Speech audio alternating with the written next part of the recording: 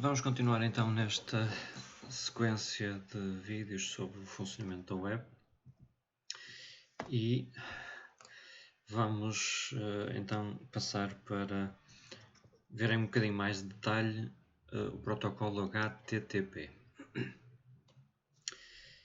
Portanto, já vimos o processo que o browser tem que seguir para descobrir como começar a falar com um determinado servidor, com uma determinada máquina que tem recursos web e que vai devolver esses recursos, portanto, essas páginas web. Aqui vamos ver em mais detalhe exatamente como é que o browser fala com o servidor, que tipo de pedidos é que ele pode fazer e como é que a resposta é obtida. Portanto, esta comunicação é feita através do protocolo HTTP. HTTP significa Hypertext Transfer Protocol, portanto, protocolo de transferência de hipertexto. E portanto, nós já vimos que esta comunicação está inserida no modelo cliente-servidor e este protocolo mapeia muito bem essa arquitetura de comunicação, ou seja, é aquilo que se chama um protocolo pedido-resposta. Ou seja, a comunicação é sempre feita com um pedido inicial e termina com a resposta do servidor. E tipicamente, embora não tenha necessariamente que ser assim, tipicamente quando a resposta é dada ao browser, a comunicação termina, pelo menos aquela sessão de comunicação. Depois, claro que o browser pode iniciar uma seguinte e tipicamente inicia no contexto de um site. O browser tem necessidade de fazer vários pedidos e de obter várias respostas, mas tipicamente quando se obtém uma resposta, aquela sessão de comunicação é terminada. Então, nós podemos ver aqui um exemplo. Isto é um exemplo de uma comunicação, de um pedido, aqui a vermelho em cima, e a resposta obtida, a verde. E podemos ver que este protocolo HTTP é um protocolo baseado em texto. Portanto, nós podemos ler tanto o pedido como a resposta. Não é? Conseguimos ler, não é binário, não está codificado nessa forma. É legível para um ser humano. Apesar de a gente olhar para aqui e ver para aqui uma série de coisas esquisitas que não consegue propriamente, pelo menos para já, interpretar, mas conseguimos ler. E podemos ver que este protocolo, esta comunicação, tem aquelas duas grandes partes, né? O pedido e depois a resposta. E podemos ver que há aqui, digamos assim, algumas linhas em branco que separam o pedido e a resposta. Apesar de a gente não ter que se preocupar muito com esse aspecto, portanto, isto não é propriamente formatado como se estivesse num documento de texto, mas podemos pensar desta maneira também. Portanto, como é que o browser, depois de ter estabelecido a ligação, não é como se do lado lá tivessem atendido o telefone, o que é que o browser fala? O que é que ele diz aqui em texto? Não é? Podemos ver que há aqui no pedido, há aqui esta primeira linha que identifica primeiro aquilo que se chama o método, que no fundo forma o tipo de função que o browser pretende do servidor. Portanto, neste caso é aquilo que se chama um GET, um pedido GET. No fundo é o pedido mais simples, mais habitual, que é pedir ao servidor, olha, dá-me um recurso. Eu quero obter um determinado recurso. E nessa mesma linha, à frente da identificação do método GET, temos o caminho. Isto foi um dos componentes que o browser extraiu do URL. Portanto, no fundo está a dizer ao servidor, olha, eu quero obter este recurso. Há aqui uma outra parte, que é este HTTP/1.1. Isto é simplesmente a identificar a versão do protocolo HTTP, não é assim a coisa mais importante. Há aqui uma outra linha logo a seguir, que começa com este host, dois pontos, e depois o nome do domínio. Isto é só, no fundo, é para... podemos pensar numa confirmação. É o browser a confirmar, olha, eu quero este recurso deste domínio. Isto porquê? Isto é necessário porque os servidores hoje em dia, na verdade, eles podem ter vários nomes de domínio associados. Particularmente aqueles serviços de alojamento na web, tipicamente a mesma máquina serve muitos domínios, serve os domínios de cada um dos clientes. E portanto é necessário, muitas vezes é necessário que no próprio pedido que se identifique novamente qual é o domínio pretendido. Portanto, é uma espécie de confirmação de que este recurso está neste domínio, no domínio deste cliente, de maneira que o servidor depois possa ir à parte do disco que tem os recursos daquele cliente e não de um outro que tem um domínio diferente. E depois vemos aqui uma linha em branco que na verdade corresponderia ao corpo do pedido, que neste caso é vazio. Os pedidos GET não têm corpo de pedido. Estas duas linhas, ou melhor, esta segunda linha, que tem este formato, neste caso host, dois pontos e depois um valor à frente. Esta linha chamada genericamente é um cabeçalho, header, é um cabeçalho do pedido. O cabeçalho do pedido identifica, no fundo, dá informação mais... parametriza o pedido, dá mais informação, dá alguns detalhes burocráticos, digamos assim, que os browsers podem necessitar de passar. Neste caso é muito simples, o único cabeçalho é este host.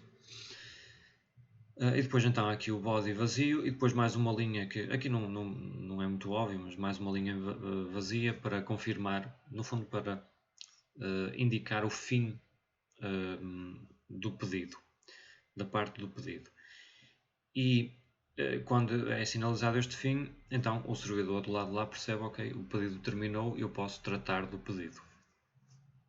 Então, no fundo, estas primeiras linhas é quase como se fosse, usando novamente aquela analogia do telefone, como se nós estivéssemos a fazer um pedido por telefone, éramos nós, clientes, a dizer, ok, eu quero isto, isto e isto, e quero mais isto, isto, isto, como se estivéssemos imaginem que estamos a fazer um pedido de um takeaway, ou um serviço de entregas, quero isto, isto, isto, mais aquela variante não sei o quê, e depois fazemos uma pausa. E esta pausa indica ao lado lá que nós terminamos o nosso pedido. E a partir desta pausa, portanto, desta linha em branco, o servidor trata de analisar o pedido, verificar se o recurso existe e dar essa resposta. A resposta são todas estas linhas que vêm aqui por aqui abaixo. E no início da resposta estão o cabeçalho da resposta, os vários cabeçalhos, que são todas estas linhas a seguir à primeira. A primeira é uma linha especial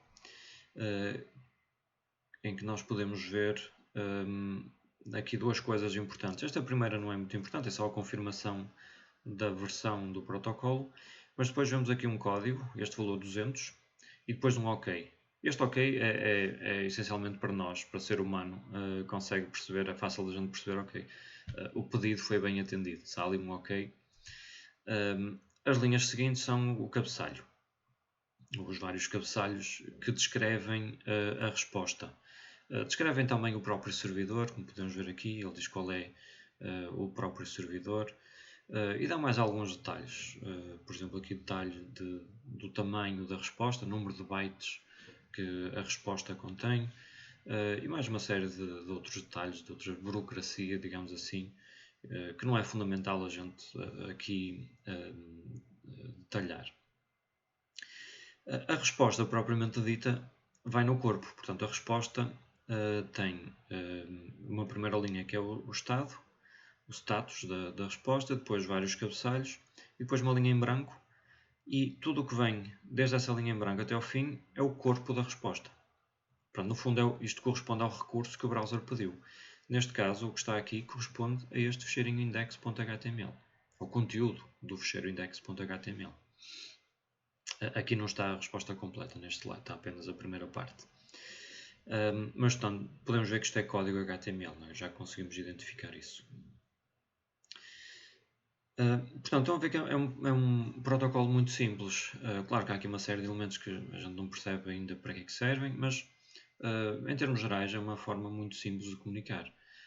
Linhas de texto, com linhas de intervalo para separar o pedido da resposta, e linhas em branco também para separar aquilo que é a descrição, metadados sobre a resposta, do corpo principal da resposta, e depois a resposta vem mesmo aqui em texto simples também, que a gente consegue ler. Daqui a um bocadinho vou-vos mostrar no browser como é que nós podemos ver isto, ver estes processos, estes pedidos a correrem mesmo no browser a propósito de um site em concreto. Portanto, há alguns métodos alternativos. Portanto, vimos que este get era aquilo que se chamava um método. Portanto, designa essencialmente o tipo de pedido que o browser está a fazer, que vai desencadear funções diferentes do lado do servidor. Este get é o mais comum, mas há outros. Aqui estão listados apenas 3. Há vários outros. Na verdade, os mais importantes são estes dois, o get e o post. São aqueles que depois nós vamos usar de forma mais explícita também quando falamos de PHP. Mas, portanto, para além do get, que tem este aspecto que já vimos, há o post. O post é um método HTTP que nos permite enviar informação para o servidor. Pensem num formulário, não é a única forma de enviar informação para o servidor, mas é uma forma. Pensem num formulário web de contacto, em que vocês preenchem o vosso nome, e-mail e depois uma mensagem. Isto tem que ser enviado para o servidor. Tipicamente é enviado através deste método post. Este método post podemos ver aqui que ele tem uma primeira linha que descreve o próprio método, e depois tem aqui o tal cabeçalho, e podemos ver que um cabeçalho é o tamanho do pedido. Este tamanho refere-se ao corpo do pedido, porque neste caso nós estamos a enviar informação para o servidor, temos que enviar essa informação. E portanto aqui dizemos ao servidor quantos bytes é que o nosso pedido contém, esta parte aqui. Portanto, neste caso isto era um pedido para gravar simplesmente uma mensagem no servidor, e a mensagem era esta. E depois a resposta. Portanto, a comunicação HTTP tem sempre estas duas grandes partes, né? O pedido e a resposta do servidor. Um outro head, este é um método especial pouco usado, que é usado só para obter, em vez de obter o conteúdo, é só usado para obter os cabeçalhos da resposta, sem o corpo. Isto é simplesmente uma forma de, em algumas situações, o browser verificar se o recurso que está do lado do servidor é mais recente do que um que ele já tem guardado em cache. E então faz um pedido RED, que é uma coisa mais leve, porque não vem todo o fecheiro. Portanto, é mais rápido para o browser verificar, através destes cabeçalhos, se a última modificação daquele recurso é mais recente do que o recurso que o browser tinha guardado. Mas pronto, o que interessa saber daqui é que existem vários tipos de pedidos e que estes dois, GET e POST, são os mais comuns. Outra coisa importante saber tem a ver com a primeira linha da resposta. Vamos ver aqui novamente. A primeira linha da resposta, qualquer que seja o tipo de pedido, quer seja um head, um post, um get ou um outro, a primeira linha da resposta tem um código numérico. Este código é uma coisa que muitos de nós, frequentemente, nós somos expostos a estes códigos quando alguma coisa falha.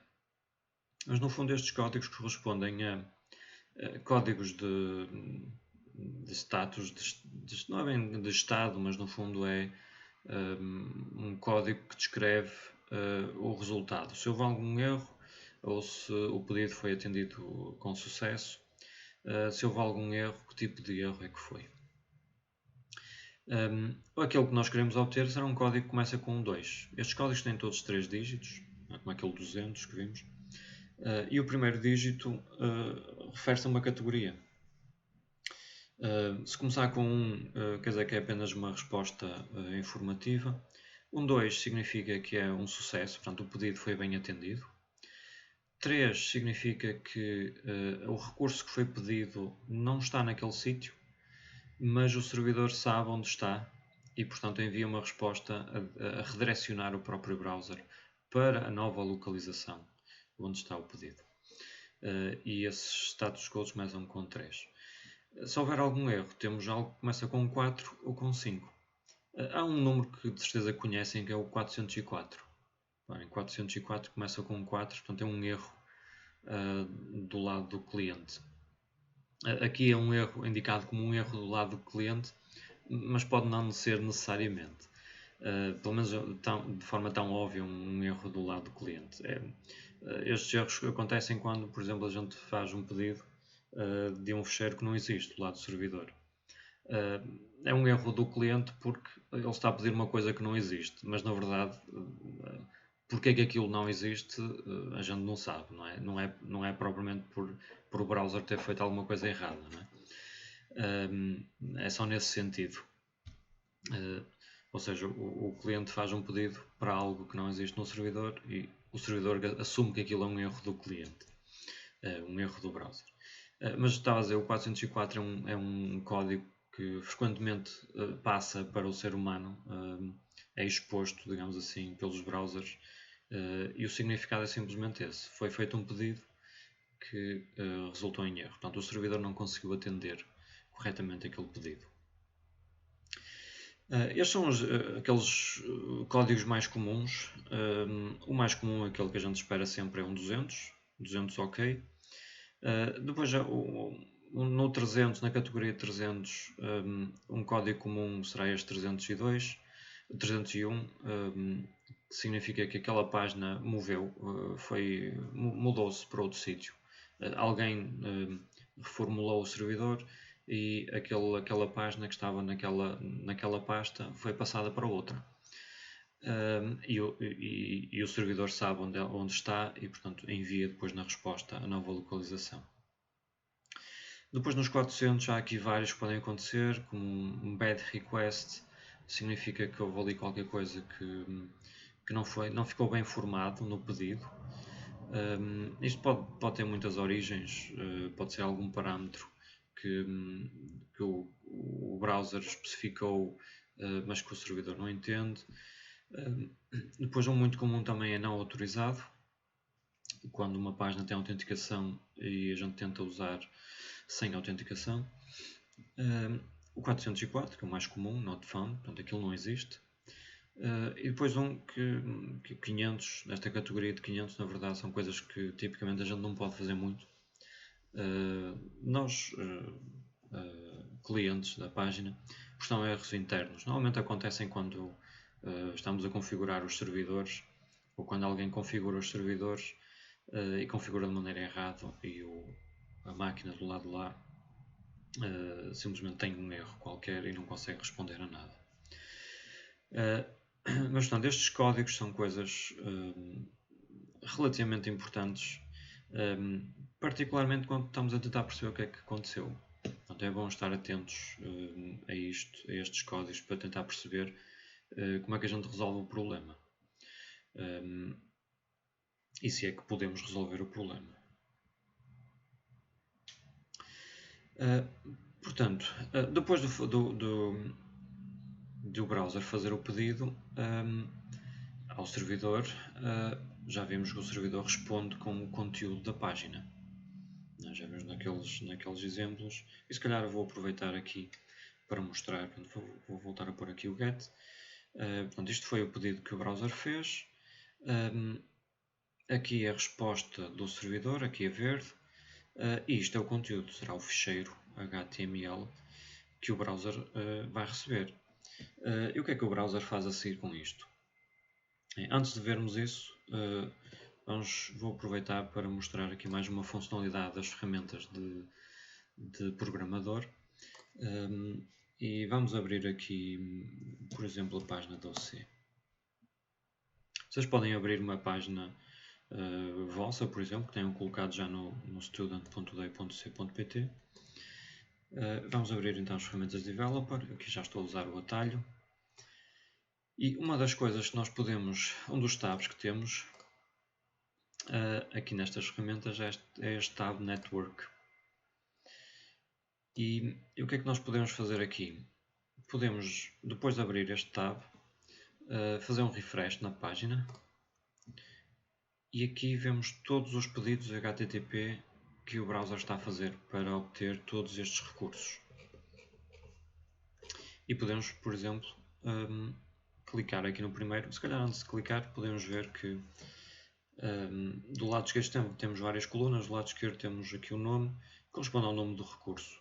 E se passarmos o rato vemos o endereço completo. E depois na segunda coluna vemos o estado. Aqui estamos a ver o tal 200, significa que tudo correu bem. Mas isto é uma coluna importante da gente olhar quando estamos a tentar perceber o que é que se passa com o nosso site. E, por exemplo, se há uma imagem que não carrega, nós podemos abrir este tab e procurar aqui um código diferente de 200 para essa imagem e para tentar perceber o que é que se passou. Depois vemos aqui o tipo. Isto é simplesmente o tipo de recurso, está do lado de lá, neste caso um documento HTML, depois style sheet CSS, CSS, depois JavaScript, depois vamos falar isso mais à frente. Vemos também o tamanho, também é uma coisa importante de termos alguma noção de se os nossos recursos são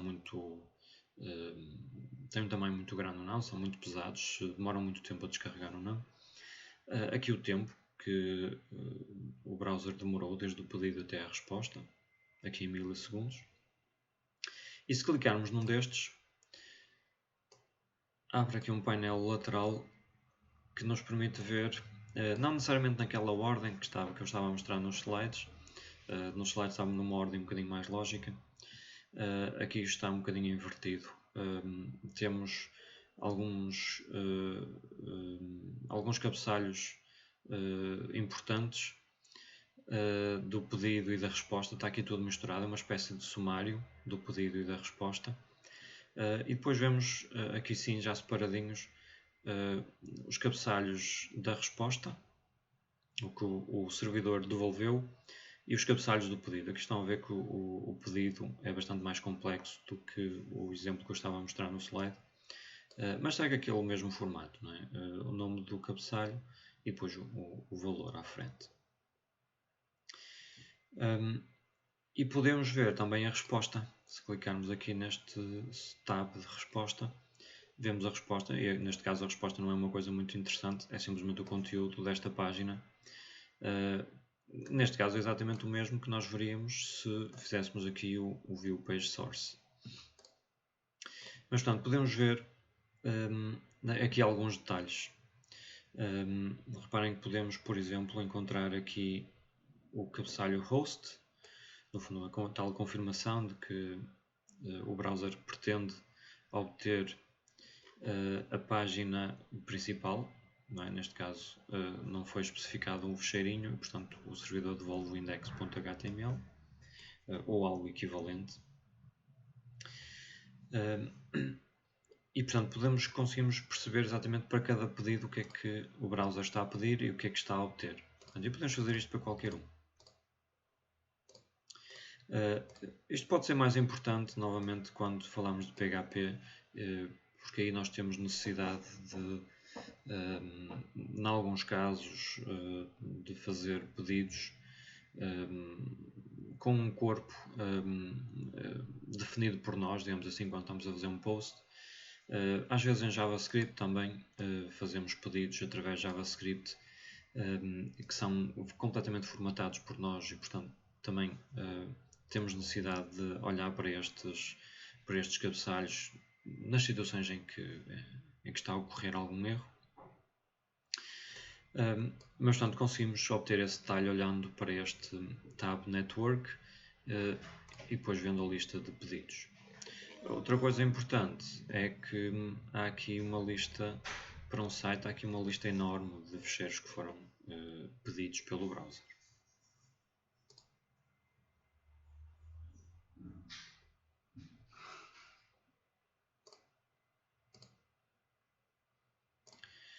Portanto, no fundo o que o browser faz com aquele pedido com o resultado é analisar o conteúdo daquele HTML e verificar se tem que fazer novos pedidos de imagens, de style sheets, de scripts, JavaScript, etc. Portanto, um pedido de um documento HTML depois dá origem a dezenas, em alguns casos centenas de outros pedidos para pedir cada uma das imagens, cada um dos ficheiros de CSS, cada um dos ficheiros de JavaScript, cada um dos ficheiros de áudio, de vídeo, etc. E por isso é que nós tipicamente vemos uma coisa destas quando abrimos o tab Network e fazemos reload de um site, vemos os pedidos para cada um dos recursos que estão referidos no nosso HTML.